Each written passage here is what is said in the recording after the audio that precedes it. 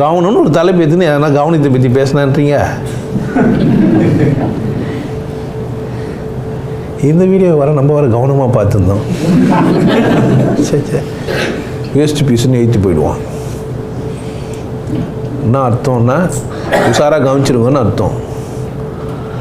அப்படின்னா நடக்குது இங்கே என்ன கவனன்ற பேரில் உங்களை வேறு ஏதோ கவனிக்க வச்சு என்ன பண்ணிட்டான், இன்னொரு வேலையை செஞ்சிங்கன்னா உங்களை ஒரு பக்கம் கவனிக்க வச்சு என்ன பண்ணிட்டான், நான் கோயிலுக்கு வர வச்சான், சர்ச்சுக்கு வர வச்சான், மசூதிக்கு வர வச்சான், என்ன பண்ணிட்டான் உங்களை மொத்த புரிதலையுமே பிடிங்கினானுங்க. இப்போ எப்படி ஆயிடுச்சு, நீங்கள் எதையுமே புரிஞ்சுக்க முடியாத மனுஷனாக மாட்டீங்க. இப்போ நான் புதுசாக சொல்கிறேன், கொஞ்சம் கவனிங்கப்பா. உங்களை நீங்கள் எவ்வளோ விசேஷம், கண்ணுக்கு அது மூக்கெல்லாம் செஞ்சு வச்சுக்கிறானே, யாரா இதை செஞ்சான், எவன் இதை செஞ்சுருப்பான், எவன்டா அவனுக்கு நன்றியோடு இருங்க. அதுதான் உங்கள் வாழ்க்கையில் விடுதலை அடைக்கும், அதுதான் நீங்கள் வாழ வைப்பீங்கன்னா. அப்படி கண்டி உங்களுக்கு புரிஞ்சு கடவுளுக்கு நன்றியோடு இருந்தீங்கன்னா உங்கள் வாழ்க்கை சிறப்பாக இருக்கும். ஒரு கணம் நீங்கள் உங்களை கவனிச்சுட்டு இதுங்களுக்கெல்லாம் அப்பாற்பட்டவன் யார், இதெல்லாம் யார் செய்தா, யார் அந்த விசேஷமானவன், ஆனவனா ஆனவளா, எது முதன்மையானது, நான் எங்கேருந்து வந்தேன், நான் எங்கே போகிறேன், எதுக்கு நான் இங்கே வந்துடுறேன்னு உங்களுக்கு புரிஞ்சிச்சு, நான் கவனிச்சிட்டிங்கன்னா உங்கள் வாழ்க்கை கொண்டாட்டத்தின் உச்சம், ஒரே இன்பம் தான்.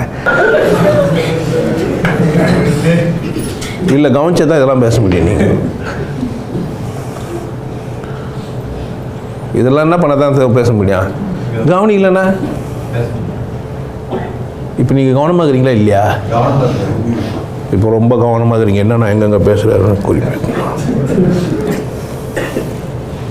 அந்த ஆள் முஸ்லீம் மதத்தெல்லாம் எப்படி பேசுகிறாரு, இவனுக்கு டென்ஷன் ஆகிடுவான்ல, எவன் டென்ஷன் ஆகிடுவான்னு பார்த்து வல்லார் இப்படிலாம் பேசுகிறாரு.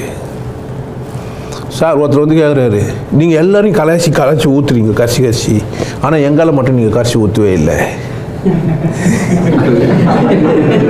சில பீஸை எடுக்கிறதுக்கே முடியாதுயா, சில பீஸ் என்ன பண்ணவே முடியாது, எடுத்துக்கிறதுக்கே உதவாது. இல்லை நாங்களும் அப்படிதான், எங்களையும் பேசணும். நான் பேசாத பீஸ்லாம் வேஸ்ட் பீஸ்ன்னு அர்த்தம், அது கூட உதவாத பீஸ் இது.